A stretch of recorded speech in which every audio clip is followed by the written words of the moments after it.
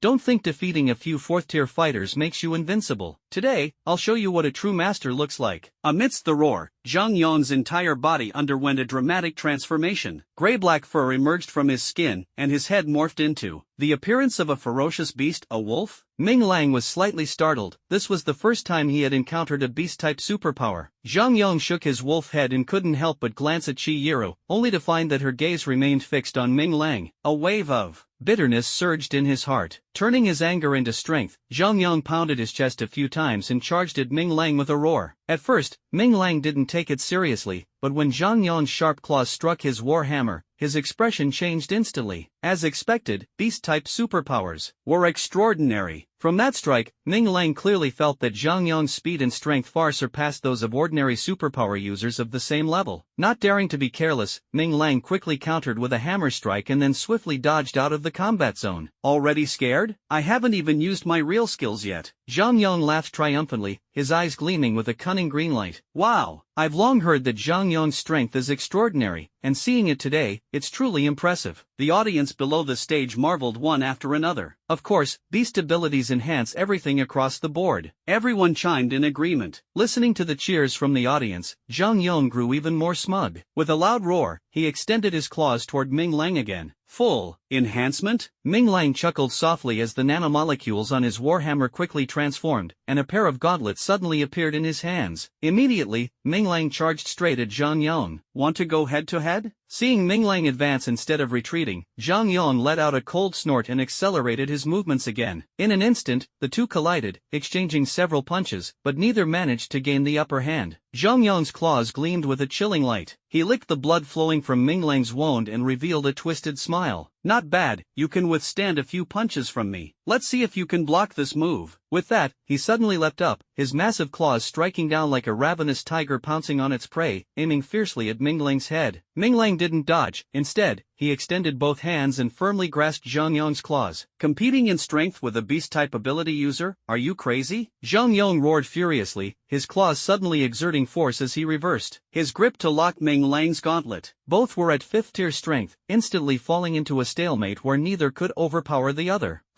Soon you'll run out of stamina. Just admit defeat. Zhang Yong's hands gradually exerted more force, glaring viciously at Minglang. Minglang, however, remained calm. The golden light on his armguard flowed, and metallic energy instantly surged into his gauntlet. Stamina? Only fools rely on that. Before the words had even finished, Minglang's gauntlet underwent a sudden transformation. The nanomolecules became active once again, unexpectedly enveloping both of their hands. Then, a shocking scene unfolded. Zhang Yong's eyelids twitched uncontrollably. He was horrified to discover that the black substance wrapping his hands had extended into a pitch-black cannon barrel. The muzzle glowed with a golden light, aimed directly at his forehead, as if it could shatter his head at any moment. Although he scoffed at the power of technology, with a gun pointed at his forehead, even his arrogance had to be restrained.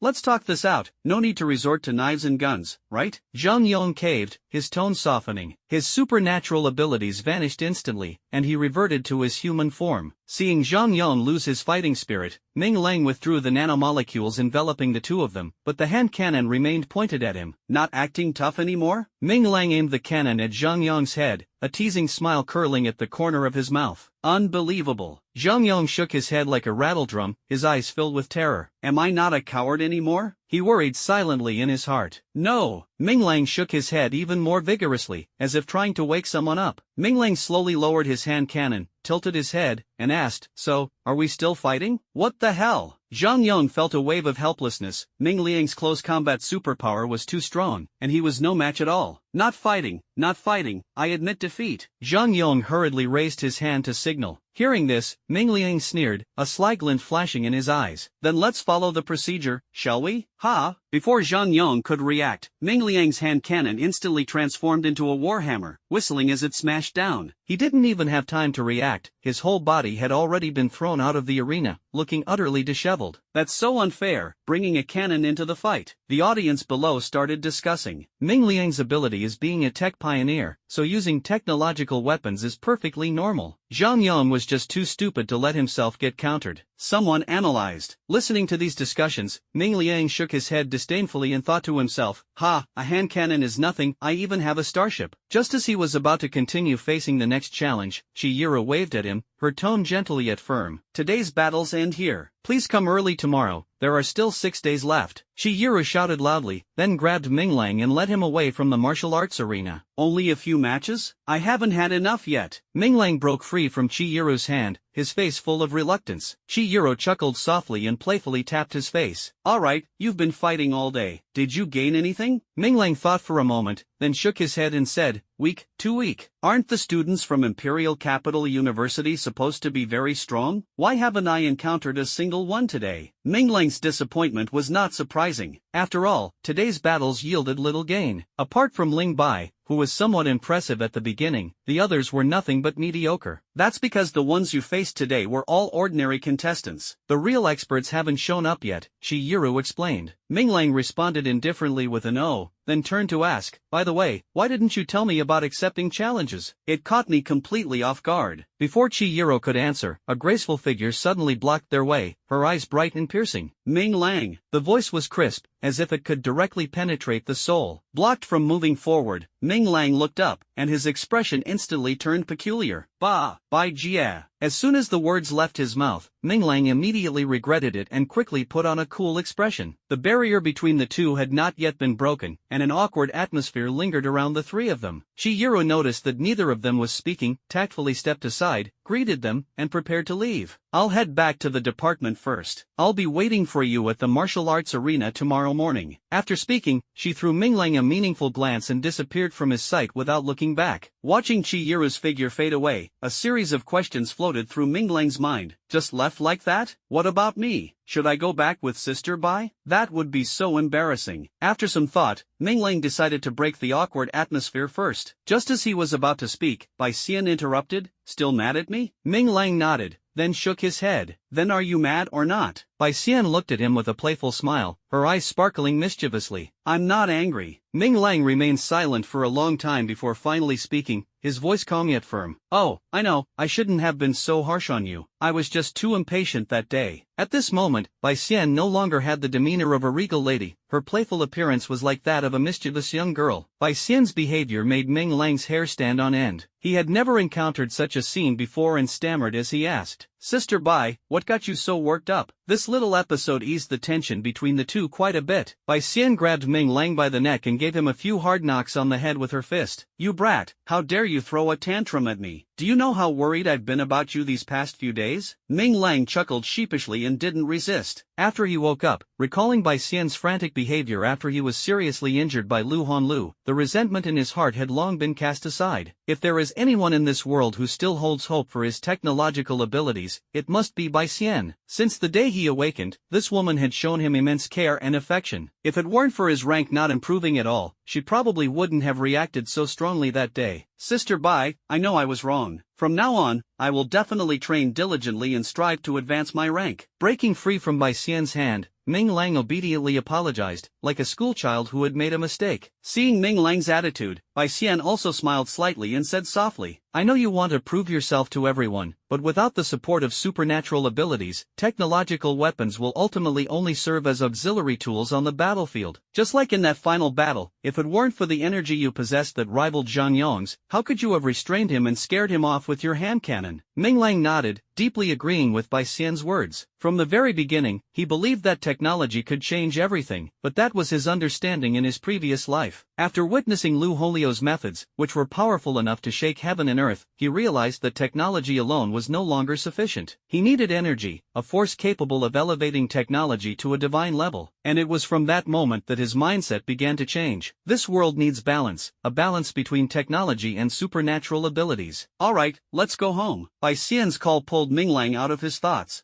Following Bai Xian back to the academic department, the two went straight to Ming Lang's laboratory. As soon as they entered, Bai Xian took off her coat and whispered to him mysteriously, "Come, let me show you something good." After saying that, she ignored Ming Lang's surprised look, sat on the bed, and started searching on herself. Lying down? What's she doing? Ming Lang was dumbfounded and quickly turned his body away. "Sis, didn't I just apologize? We don't have to be like this. I've always treated you like my real sister." Bai Xian was momentarily stunned upon hearing this, then a blush flashed across her face as she cursed. "Get lost. I wouldn't stoop to liking a little rookie like you. Look at this." Ming Lang sneaked a glance back and saw Bai Xian holding a CD in her hand, glaring at him furiously. "What is this?" Realizing he had misunderstood, Ming Lang's face flushed with embarrassment as he asked in confusion. Bai Xian shot him a glare, inserted the disc into the computer, and opened a document inside, saying, "This is the result of Hu Fei's research over the past decade, but no one has ever chosen to let him test it. Now that I brought it here, it's perfect for you to use." Cheerfully and casually, he uttered an "oh" and muttered, "What good stuff could that guy possibly have?" But as soon as he saw the first line of text in the document, his eyes couldn't look away. Attribute fusion. The entire document detailed how to merge the energies of two attributes to produce an even stronger chain reaction. Ming Lang was somewhat engrossed, his body unconsciously sitting beside Bai Xian. As his gaze shifted, he realized he had completely immersed himself in the allure of the research findings, secretly anticipating the boundless possibilities of the future. When he finished reading the last sentence of the document, a sense of shock surged over him like a tidal wave. If Hu Fei's research findings were accurate, his future would be unimaginably brilliant. The research only described the results of the fusion of two attributes, but what about 3 attributes? 4 attributes? Or even the fusion of all 8 of his attributes? What kind of earth-shattering scenario would that create? Countless possibilities began to emerge in Ming Lang's mind, and he couldn't help but feel excited. He immediately turned to Bai Xian and asked urgently, "Sister Bai, can this really come true?" However, the moment he turned, a pair of bright eyes came into his view. Ming Lang suddenly realized that Bai Xian's face was only a few centimeters away from his. His heart skipped a beat, and he instantly felt a surge of warmth. "When did I get this close?" he thought to himself, his breathing unconsciously becoming rapid. The two of them simultaneously moved back a little, and the atmosphere instantly turned subtle. "I don't know either. You can only find out by trying," Bai Xian hurriedly explained, stood up, grabbed her clothes, and quickly walked out. "You should study it more. I'll head back first." With that, she fled the laboratory like a startled fawn. Watching Bai Xian's departing figure, Ming Lang's heart raced wildly, and an audacious thought involuntarily surfaced in his mind. If I had kissed her just now, would I have been beaten to death? The moment the thought emerged, he immediately dismissed it, silently warning himself, I would definitely be beaten to death. Shaking his head, Ming Lang decided to focus on his research. He began channeling energy, attempting to study attribute fusion. As he circulated his energy, he suddenly realized that he had unknowingly reached the state of 100% at the 3rd tier. After a day of continuous battles, Ming Lang's rank had advanced rapidly, with the cheat-like existence of his 8 attributes providing significant boosts in every fight. Should I fuse first or advance first? He pondered for a long time and ultimately decided to advance to the 4th tier first. After all, in tomorrow's battle, he still didn't know what kind of opponent he would face. Just as Chihiro had said, the true masters had yet to appear. Moreover, whether attribute fusion was feasible remained an unknown, and advancing in tier was currently his top priority. His heart was filled with anticipation for the 4th door, wondering what kind of challenge awaited him. Resolute in his decision, Ming Lang began to slowly channel his abilities, preparing to fully break through the barrier of the 4th tier. At this moment, his eyes sparkled with determination, as if he could already see the brilliance of the future. Based on his previous experience, Ming Lang prepared to mobilize all his energy to open up the energy vessel. However, when he truly began the process, he found that things were completely different from what he had anticipated. All the energy was indeed activated, but no matter how hard he tried, he couldn't gather all the energy into one place to achieve the condensation goal of the 4th tier. Why is that? Ming Lang murmured to himself, attempting once again to gather the energy. At that moment, he noticed that the energy he had painstakingly condensed once again scattered like a tide, flowing freely within his body. Closing his eyes, Ming Lang carefully sensed the flow of each strand of energy. Although the 7 types of elemental energy were still wandering, they could still be traced. Only the newly added gray energy stood out, firmly entrenched at his heart, which was precisely the critical point for gathering energy to break through. Could it be because of it? Feeling the aura emitted by the gray energy, Minglang decided to find a new focal point to gather energy. Previously, he chose the heart as the storage location for energy to facilitate easy access. Besides the heart, the second most suitable place for gathering energy was the brain. Sure enough, after changing the gathering location, the 7 attribute energy quickly condensed together, faintly showing signs of a breakthrough. This won't work, there's still one that hasn't fused yet. Minglang thought to himself as he tried to mobilize the gray energy, but this energy seemed not to belong to him at all and refused to obey his command. The energy gathered in the brain was already showing signs of becoming uncontrollable, while the gray energy remained completely motionless. Helplessly, Minglang had no choice but to temporarily ignore the gray energy in his chest and focus all his efforts on breaking through using the energy in his brain. After an unknown amount of time, a wave of comfort swept through Minglang's entire body. He felt countless streams of energy flowing through every part of his being, surpassing anything he had experienced before. His entire physique underwent a qualitative leap with the advancement in rank, comparable to the upper middle level of the 5th tier. With his rank elevated, it was time to take a look at what was behind the 4th door. Relishing the changes in his body, Minglang softly called out, "Steelegg, I've reached the 4th tier." "Understood, sir." As soon as Steelegg's voice fell, Minglang felt a sudden darkness before his eyes. When he opened them again, he was already in that white room. Quickly stepping up to the glass table, Minglang eagerly opened the Book of Abilities and saw Chapter 3, The Electromagnetic Path. Looking at the content on the page, Minglang immediately thought of the room where electric snakes danced wildly and rushed straight toward it. But before he reached the door, Gangden's voice came from inside the room. "Sir, you're going the wrong way. It's the 4th room on the right, not this one?" Minglang stopped in his tracks, scratching his head awkwardly. "You're right,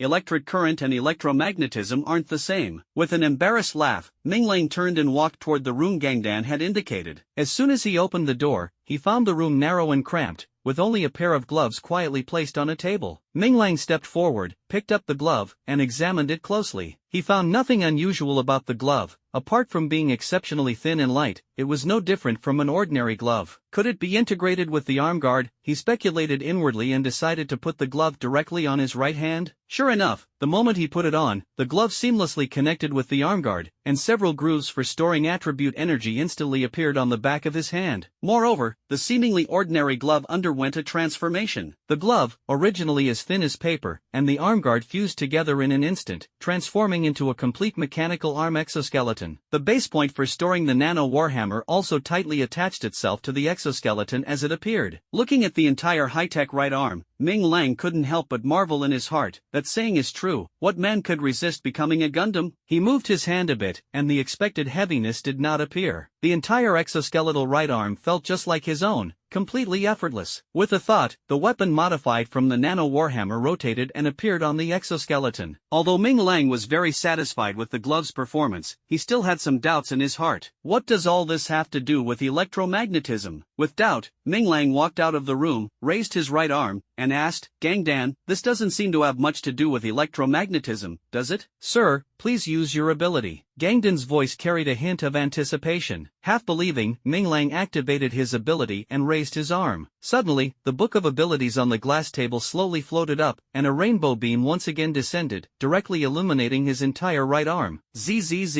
An arc of electricity flashed, and the entire exoskeleton seemed to come alive. 2 currents swirled up and down its surface, radiating dazzling light. Suddenly, a massive suction force pulled the iron stool by the glass table violently toward it, producing a piercing screech. Under the kneading of the electric currents, the iron stool gradually transformed into a shiny iron ball, firmly attached to Minglang's right hand. Minglang's heart trembled. Could this be the weapon he had imagined? With a hint of uncertainty, he tried to launch the iron ball. Boom! A loud explosion echoed as the iron ball shot out at a speed too fast for the naked eye to track, slamming into the room's wall. With tremendous force, the wall shook, and dust flew everywhere. Minglang was ecstatic. This was practically an electromagnetic cannon. Feeling the immense power contained within the iron ball, Minglang's eyes lit up as if he had discovered a priceless treasure, filled with longing. Although the room's wall remained unscathed, the speed and force of the launch made him supremely confident this was undoubtedly a top-secret weapon capable of killing without a trace. He excitedly raised his right arm, carefully examining the power of the 4th tier, and his fondness for it deepened even further. However, in stark contrast to his elation, Chihiro's face was filled with worry. "Father, is Grandpa's condition really that serious?" she asked anxiously. The bad news from the other end of the phone made her heart sink. Yes. Ming Zilin's voice was heavy, as if weighed down by a massive stone. The current situation is not optimistic, and it may not be enough to support our upcoming plans. Chihiro took a deep breath, calculating silently in her mind. According to the plan, Bian Rongtian was a critical link. If something truly went wrong, the entire plan would face the risk of collapse. What did Uncle say about it? Ming Zilin sighed, his voice growing more serious. Bian Zai is missing, and we can't get in touch with the 12th floor either. Missing? Chihiro's heart tightened abruptly, repeating the word in disbelief. Yes, the 12th floor said that he received a mission and set off on the night of the auction, and there's been no news since. I've been trying to contact him for several days, but still no response. Chihiro clenched her fists, anger surging within her. It was truly a case of misfortune piling on top of disaster. Now the second phase of the plan had encountered problems as well. She knew she had to quickly come up with a new strategy. After pondering for a moment, Chihiro calmly said, "Father, release the news that the Ming family's treasury key is in my hands." Since the plan cannot proceed smoothly, we absolutely cannot let Ming Lang attract anyone's attention again. No. Ming Zilin's voice was thunderous as he resolutely rejected Chihiro's proposal. This is too dangerous for you. Chihiro felt a warmth in her heart and softly responded, "Father, we've done so much, isn't it all for today?" Now that person has shown up, if we don't seize this opportunity, seeking revenge will be much harder. Although Ming Zilin understood that Chihiro was speaking the truth, he knew in his heart that doing so would undoubtedly push her into the eye of the storm. There was a moment of silence on the other end of the phone. Chihiro smiled faintly and said firmly, "Father, are you worried about me? Don't forget, I've never lost before." Ming Zilin was infected by her confidence and had no choice but to compromise. No matter what, you must ensure your safety. If it doesn't work out this time, there will be another chance. Don't be impatient, understand? Got it. Her obedient response made Ming Zilin breathe a sigh of relief. However, after hanging up the phone, Chihiro's mood grew increasingly heavy. How can I not be anxious? She agreed with her father verbally, but the hatred accumulated over more than a decade surged like a tide in her mind, impossible to suppress. Go stay at Uncle Ming's house for a few days. Once Dad finishes his work, I'll come back to pick you up. This was the last thing her father said to her, and after that, he disappeared for 3 whole years. 3 years later, when she faced her father's body covered by a white cloth, the pillar of her heart collapsed completely. From then on, she shut herself off, immersing in endless darkness, until one day, a little boy entered her life. He was not handsome, even somewhat timid, but it was this little boy who clumsily tried to get close to her every day, forcibly pulling her out of loneliness. From then on, there was a ray of light in her heart. With this light, she and Uncle Ming thoroughly uncovered the truth about her father's death. It turned out that the foreign tribe had insidiously deceived her father, forcing him to steal the key to the Ming family's treasury. But her father did not yield. Instead, he defended his brotherly bond with Uncle Ming with his life. After uncovering the truth, Chihiro no longer concealed her sharpness. This girl, only a few years old, relied on her extraordinary intelligence and Ming Zilin's decisive methods to swiftly eliminate all the foreign spies lurking around her. Only the enemy who killed his father, after a fierce battle, fled back to the alien tribe with serious injuries. In that battle, Ming Zilin was severely injured, and his supernatural abilities collapsed. At that moment, Chihiro executed a grand plan she had been plotting for over a decade, solely to lure the enemy to reappear. Half a year ago, her painstaking efforts finally paid off, and that person showed up again. But this time, his goal was not only the key to the Ming family's treasury but also to destroy the pillar of Long Nation, Bian Rongtian. Chihiro went with the flow and began a plan that spanned over a decade. Looking at the photo of the little boy with a runny nose on her phone, Chihiro's pain seemed to ease a little. "Dear enemy, after this matter is over, if you truly don't like me, then I'll set you free." Early the next morning, Ming Lang was picked up by Bai Xian and headed straight to the main campus. "How could you come up with such a brainless challenge? Are you out of your mind?" Bai Xian questioned, and Ming Lang gave a wry smile. "It wasn't my idea. Chihiro decided it for me, and I had no choice." "Chihiro?" Bai Xian pictured the gentle girl in her mind and chuckled. "Already being managed by your wife?" Ming Lang rolled his eyes. "Didn't we agree not to bring this up?" All right,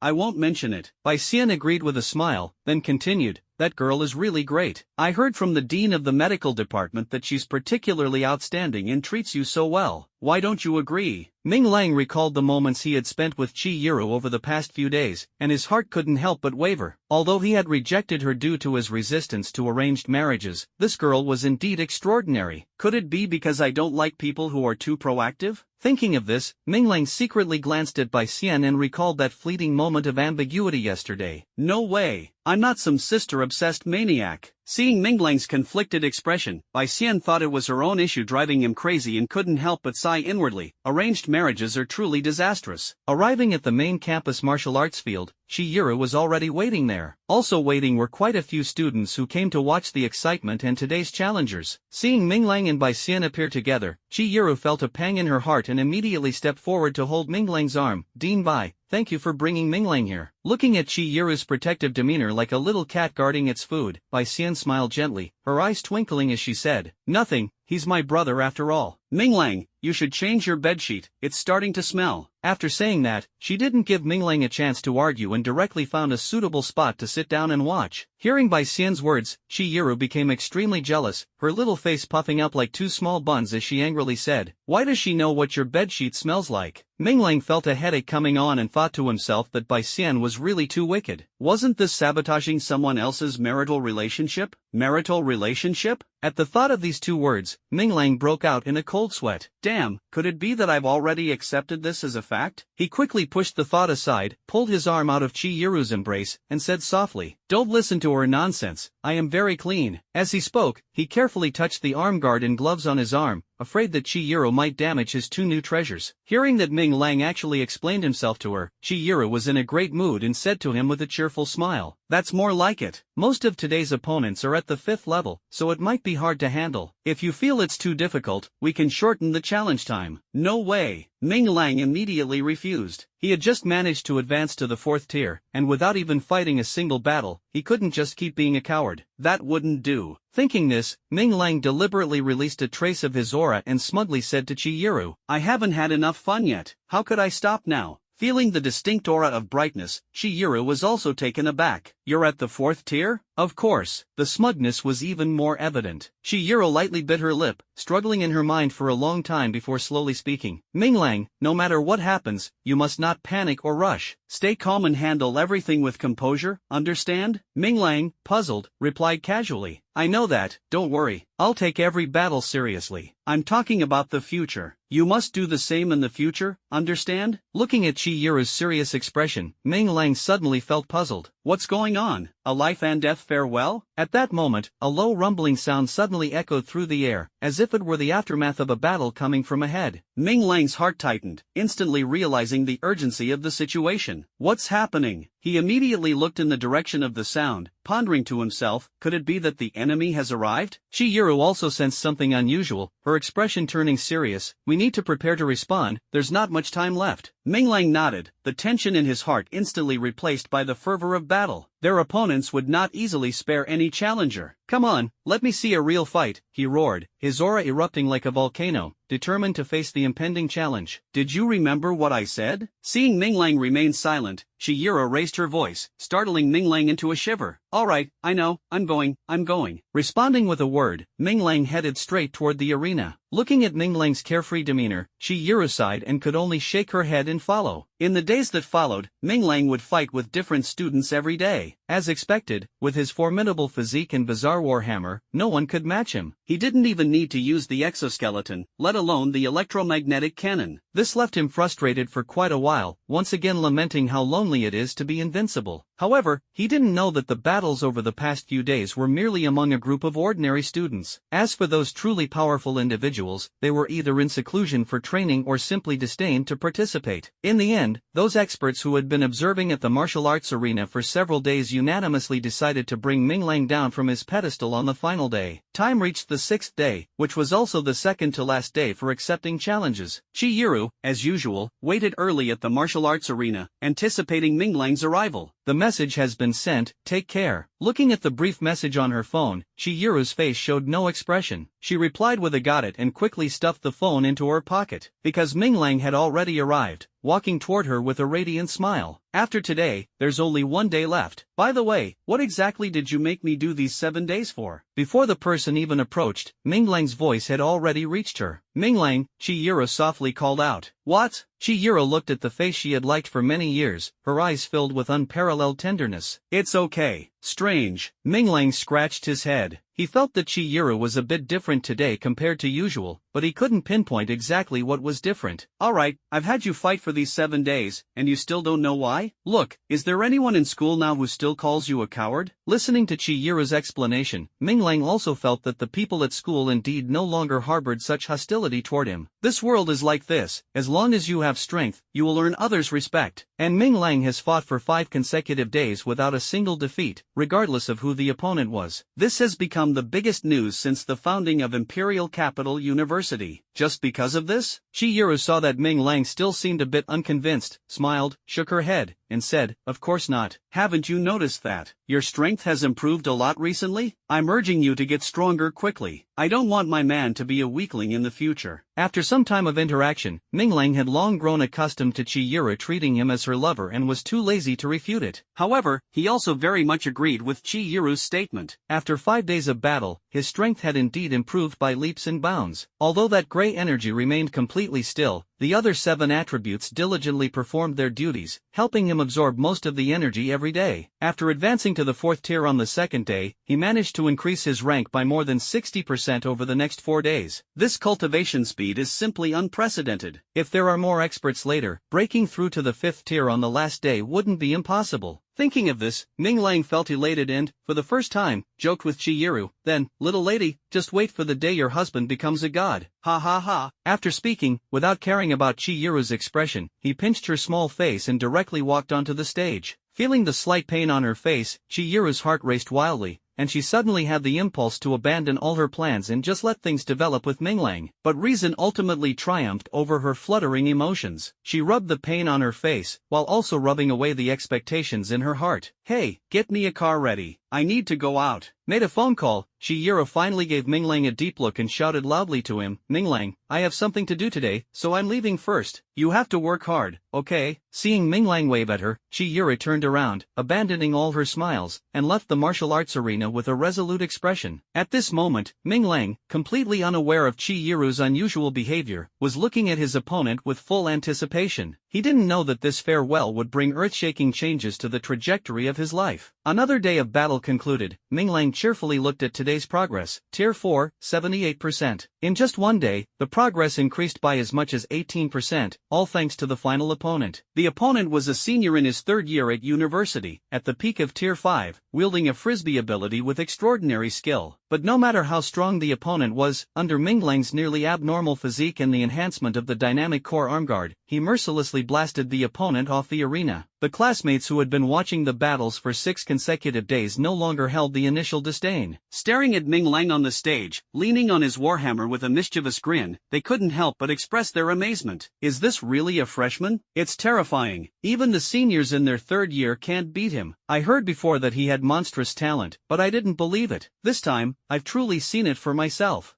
None of the school's top fighters have made a move yet. This kid is just showing off against a bunch of weaklings. He'll definitely fall from his pedestal tomorrow. Really looking forward to tomorrow's final showdown. It's like a mini inter-academy exchange battle. Amid the crowd's envious or jealous discussions, Ming Lang threw a "see you tomorrow" glance at them, jumped off the ring, and walked out. Back in the laboratory, he didn't pause and immediately began the experiment on attribute fusion. Over the past few days, apart from going to the main campus during the day for the matches, he had spent all his remaining time on Hu Fei's research. As the experiment progressed, Ming Lang's impression of Professor Hu underwent a significant change. Previously, he had thought of Hu Fei as a sycophant who swayed with the wind. But, after his first attempt at attribute fusion, he realized that Hu Fei truly deserved the title of professor. This research was not only highly feasible but also incredibly impactful. Yesterday, I successfully fused fire and earth attributes. Let's try something else today, Ming Lang muttered as he began to mobilize 2 types of attribute energy. Excluding the immovable gray attribute energy, the remaining 7 attributes have a total of 21 combinations. Over the past 4 days, despite Ming Lang's efforts, he had only managed to fuse 2 attributes, let alone attempt the hypothetical 3 attribute fusion experiment. After working tirelessly for most of the day, When Ming Lang had completely exhausted the last bit of energy in his body, he finally ended in failure, collapsing weakly onto the bed. Sigh, no wonder Professor Hu, that old geezer, has been researching this for so many years. Turns out this thing isn't so easy to succeed at. Just as Ming Lang was sighing over the difficulty of the experiment, a sudden phone ring broke the silence. Hello, Sister Bai, what's the matter? The voice on the other end was hurried and anxious. Chi Yiru is missing. Missing? Ming Lang suddenly jumped out of bed, a wave of unease surging in his heart. Impossible, I just saw her at the training ground this morning. Bai Xian had already anticipated Ming Lang's reaction and quickly comforted him. Things are a bit complicated. I'm on my way to you now, I'll explain the details when I arrive. After hanging up the phone, Ming Lang's heart was filled with unease and anxiety. How could she have gone missing? How could a living person just disappear? He couldn't believe the news and immediately dialed Chi Yiru's number. Hello, the phone you are trying to reach is currently turned off. Listening to the cold mechanical voice on the phone, Ming Liang felt a surge of ominous foreboding in his heart. Since the day they met, Chi Yiru's phone had never been turned off. Every time he called, it would always be answered within 3 seconds. Is the phone broken? Thinking of this, Ming Lang quickly put on his clothes and prepared to go out. But just as he reached the door, Bai Xian's figure blocked his way. Planning to look for her? Don't bother, I just came from the main campus. Bai Xian spoke casually, walked straight into the room, sat on a chair, and lit a cigarette. What on earth is going on? Ming Lang, seeing Bai Xian still looking calm, hurriedly asked. Bai Xian took a deep drag on the cigarette, her gaze sharp as she stared at Ming Lang. How much money does your Ming family actually have? What? The sudden question left Ming Lang stunned. I don't know. What does this have to do with Chi Yiru's disappearance? Bai Xian looked at Ming Lang with an expression as if she were staring at a fool, as though observing an ignorant child. Are you sure you're Ming Zilian's son? Ming Lang grew anxious, completely unable to understand Bai Xian's reaction, and asked hurriedly, what exactly are you trying to say? Bai Xian sighed and said slowly, according to my intelligence sources, a prominent figure from the alien race has recently been eyeing your family's assets. Their ultimate goal is the key to the Ming Corporation's vault. Rumor has it that the vault contains countless cultivation resources. Are you completely unaware of this? Ming Lang was shocked to hear this. He couldn't believe that his family actually had something like a vault. But thinking about Chi Yiru's disappearance, he didn't have time to marvel and urgently pressed, I don't know. What exactly happened to Chi Yiru? Tell me quickly. Bai Xian flicked the ash from her cigarette, her gaze piercing through the smoke as she stared at Ming Lang. Recently, a rumor has been circulating among the alien clans that the key to the Ming family's vault is with Chi Yiru. And, just this morning, Chi Yiru drove away from school alone. Shortly after, the people your father sent to protect her returned to the school seeking help. It seems Chi Yiru was attacked by unknown individuals and is now missing. What? Ming Lang exclaimed in shock. Are these aliens idiots? How could something so important be entrusted to a little girl like her? Bai Xian stood up and pointed at Ming Lang's chest. Then you should ask yourself. Ever since your father forced you to marry her, the Ming family has been spreading the word that Chi Yiru is the future young mistress of the Ming family. Moreover, for all these years, the Ming Corporation has been managed by your mother and Chi Yiru, and her presence is seen at various major events. Most importantly, at the auction, Chi Yiru used the Dian family's war god privilege for your sake, further solidifying her position. Based on all this, do you think outsiders would believe otherwise? Then, Ming Lang tried to find a reason to comfort himself but realized he couldn't refute Bai Xian's words. If he were an outsider, faced with a young mistress of the Ming family who held the economic power of the Ming Corporation and the Bian family's war god token, he might also be tempted. Thinking about the things Chi Yiru had said to him over the past few days, this matter was almost certainly true. But why is all of this happening? Ming Lang still refused to believe it, so he simply dialed Ming Zilian's number. As soon as the call connected, Ming Lang said bluntly, Dad, Ro is missing. Do you know that? There was a moment of silence on the other end of the line before a nonchalant reply came. I know. I'll handle it. Focus on your studies. After saying that, Ming Zilian hung up the phone. When Ming Lang tried calling again, no one answered. Listening to the disconnected tone from the other end, Ming Lang furiously smashed the phone into pieces. Damn it! They must be hiding something from me. Bai Xian watched Ming Lang's restless and agitated demeanor without offering comfort, instead smoking her cigarette at her own pace. After a long while, once Ming Lang's emotions had slightly calmed, Bai Xian finally spoke slowly, calm down? Hearing Bai Xian's voice, Ming Lang suddenly realized he had lost control of his emotions earlier. Looking at the shattered phone on the ground, he felt a pang of regret. This was the first phone his dad had specially bought for him after he finished the college entrance exams. Sighing, Ming Lang realized that ever since the hallucinations began, he had become unusually irritable, completely losing the composure and calmness he had in his previous life. Looking at Bai Xian's faintly smiling gaze, he slowly nodded, his tone regaining some calmness.